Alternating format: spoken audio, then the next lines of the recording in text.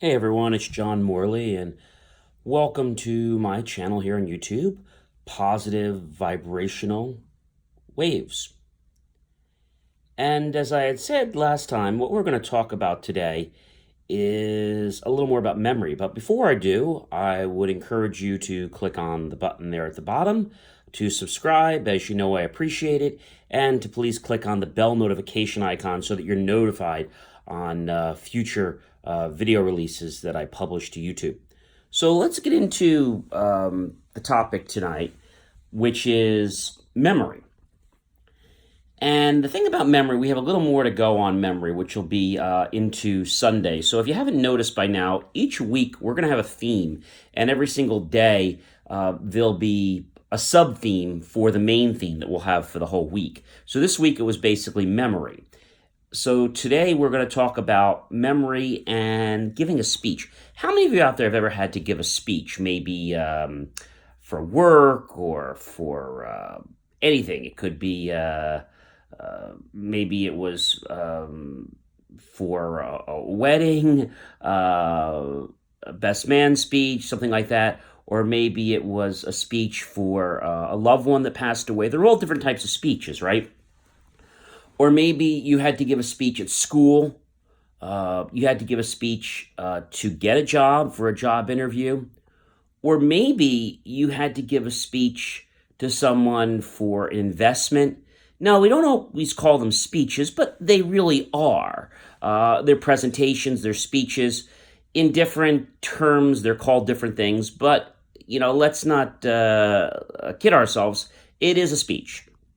And what can happen when you give a speech is you can become flustered. And then you lose your place and you don't know what to talk about. So what I'd like to do tonight, a real brief thing I want to do, it's not very hard, it's simple, as we're talking about more about encoding language. Let's just say you wanted to give a speech on, I don't know, let's pick about something. Let's pick something that maybe you'd want to talk about, something that'll appeal to everyone. Maybe you'd like to give a speech on a topic that's new to you. And maybe the topic is, well, we're talking about health, so that's a pretty good thing. But what would you want to talk about? Let's see, something that would appeal to everyone. Oh, I got it. Let's do a speech on procrastination, to stop procrastination. I'm sure that applies to everyone. Now, in order to give the speech, it's pretty straightforward what you would do. You would talk about it, but before you can give a speech, you actually have to do a little bit of research, especially if you're new to this. Once you've gotten what you're going to talk about, then you're a little bit more on the right path. You've kind of budgeted into the right time, how long it's going to take. Maybe you'll time yourself. But how do you give a speech? Do you write a speech on paper and then read that speech verbatim? Oh, gosh. I hope you don't do that because you'll be boring me and everyone else in the room.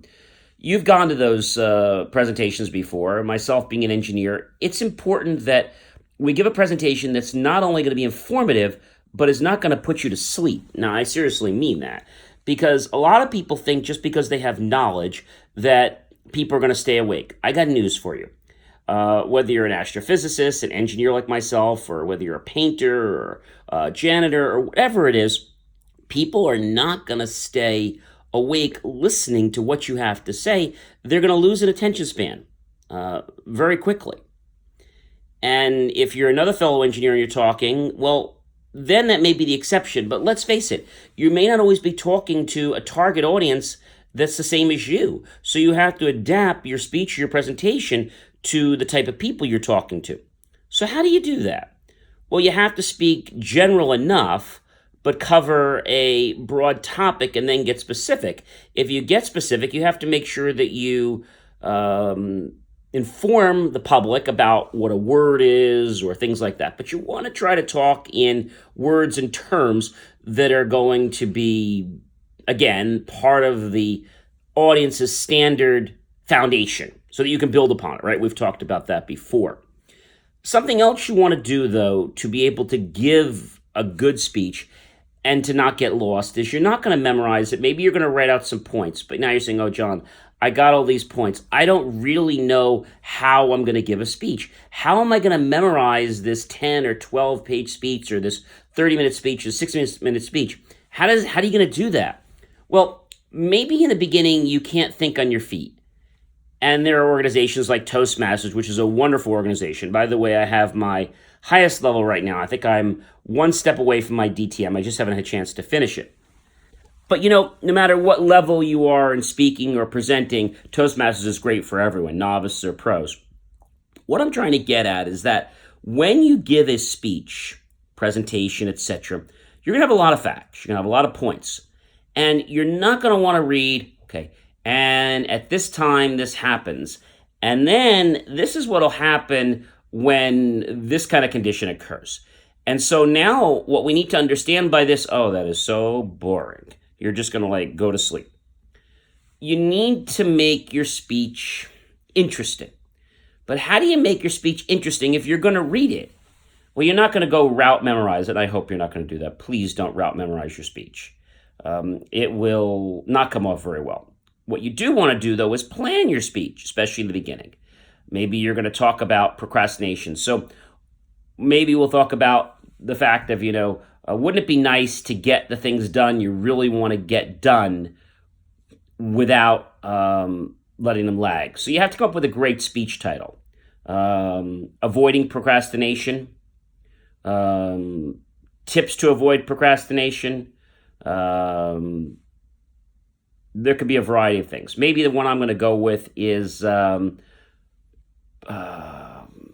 you don't have to procrastinate, or stop procrastinating and you'll be successful. Because that's really the truth. When you procrastinate, you put things off, so they never get done.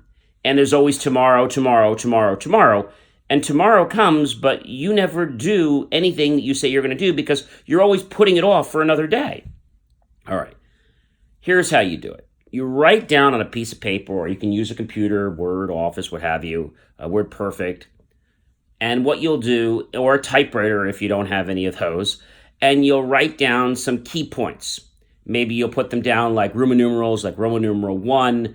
We would start out saying something about, why is it that people procrastinate?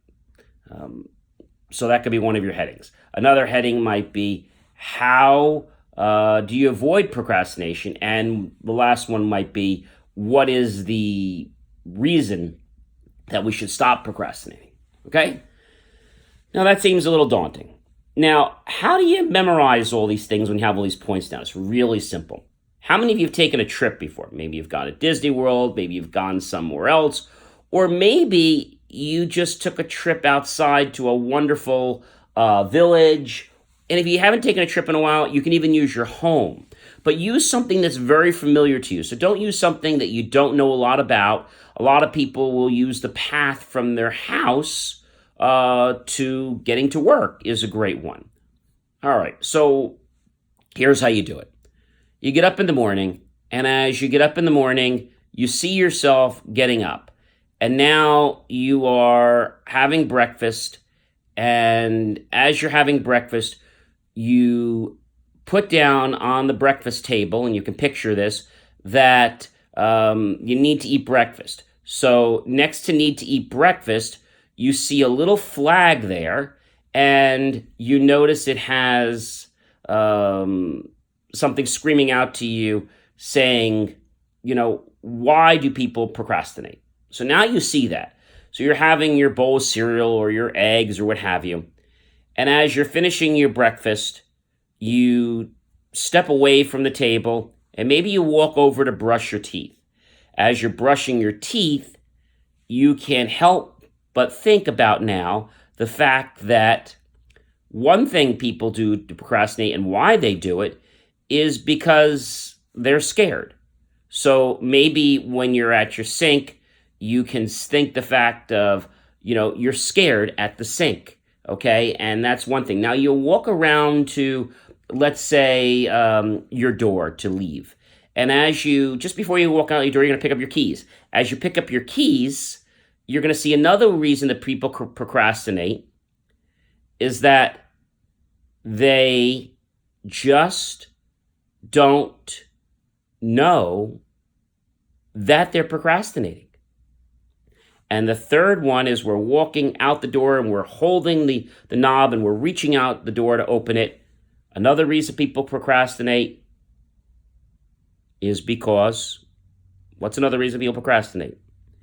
People procrastinate because they feel things will get done quicker if they procrastinate the things that they don't need to do just now. So they create an optical illusion. So I just gave you some points. This isn't exactly the speech I would give, but I'm just giving you some points. So now that you have all these points down, you can very easily associate things with them into different points to where you're going. So now you'd go to your speech and say, good evening, or good morning. In Toastmasters, you typically would start and say, good evening, Mr. Toastmaster, fellow Toastmasters, and honored guests. My name is John Morley, and today I am going to give you a speech on, and the title is Procrastination. Stop procrastinating and you'll be successful. So the way it's normally done is this. The person will call you up. They will bring you to the pulpit. You'll address them. You'll turn to them. If there were higher dignitaries there, good evening, area governors, district governors. It's good evening, area governors. Good evening, district governors, area governors, Toastmaster, Mr. Toastmaster, fellow Toastmasters, and honored guests.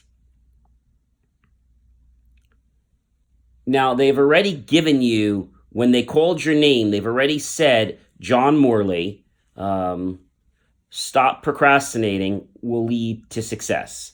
By stopping to procrastinate, you'll lead to success. So they'll say, John Morley, by stopping to procrastinate, you'll be successful.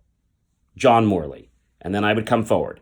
And then again, just to say, good evening, good afternoon, Mr. Toastmaster, fellow Toastmasters, honored guests.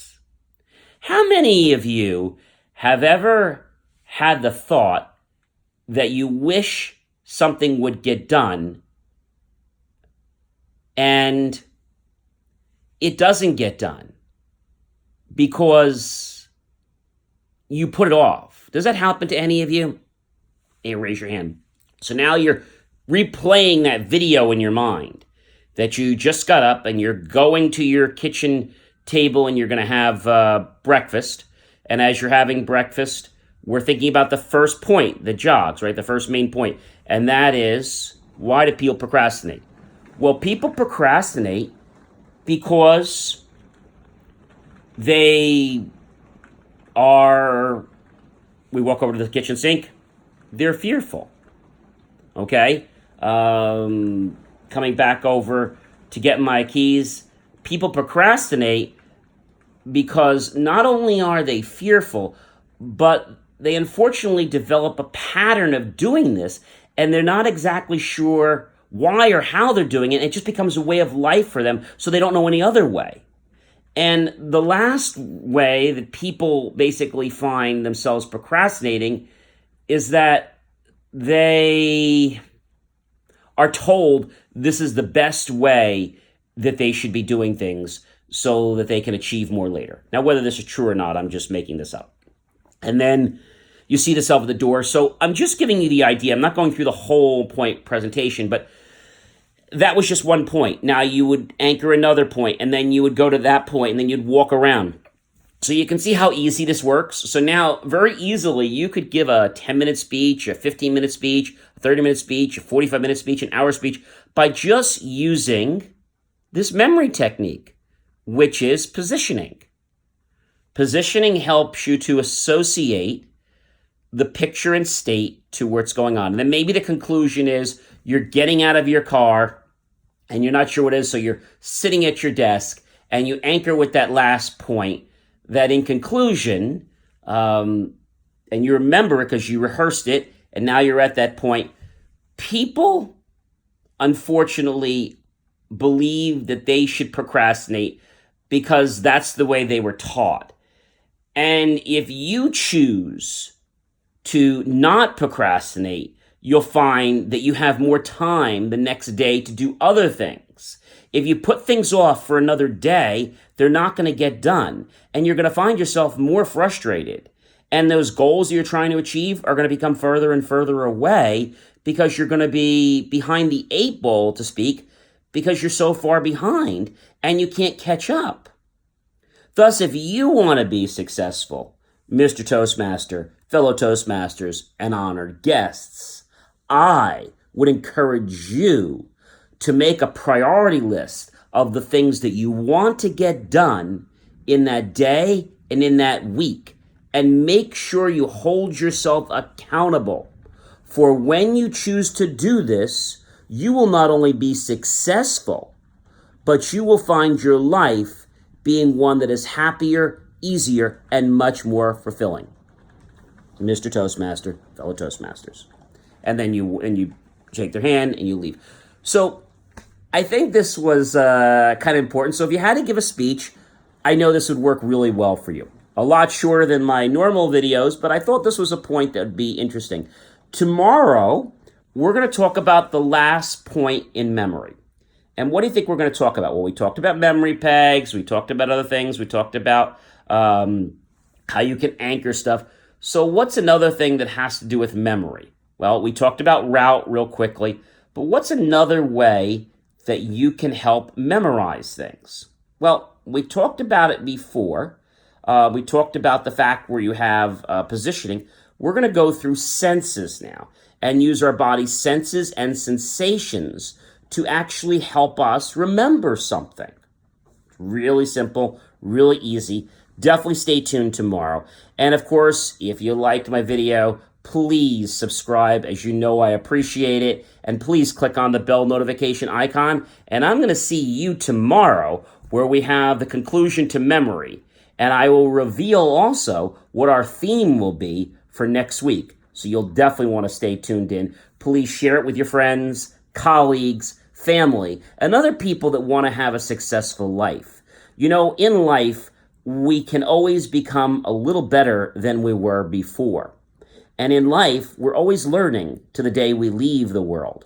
We have to keep embracing a philosophy like this if we truly want to get better.